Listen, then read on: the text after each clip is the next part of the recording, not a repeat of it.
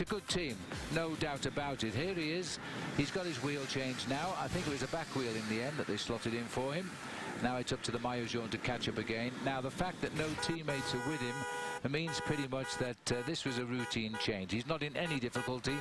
He's just going to pedal his way downhill and back through the cars. You can hear the car horns blowing as the maillot jaune of the Tour de France courses through the back of the peloton, heading into the bunch. No panic, no teammates, no problems.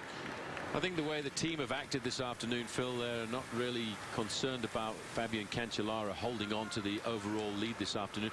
I think he will lose time on the final climb of the day, but it depends on how the climbers attack the ascent. If there is a lot of attacking and a lot of changes of pace, that will not be good for Fabian Cancellara, because although he's got a big engine, it's a little bit like a big diesel engine.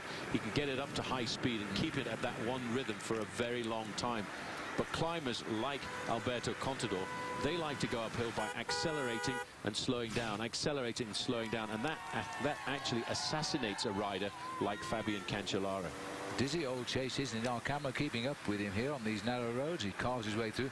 Andy Schleck, you mentioned there, Paul, he said this morning, by the way, that he'd see how his body is going to react and how the form is, but he's very conscious of the fact being 2,500 feet beforehand. There's the doctor's car. Oh, goodness me.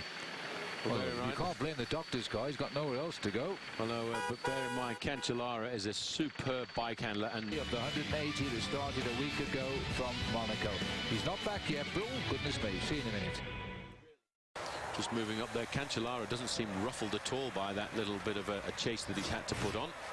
He really is a phenomenal bike rider. Last year he did great work in the mountains to set up for the victory of Carlos Sastre.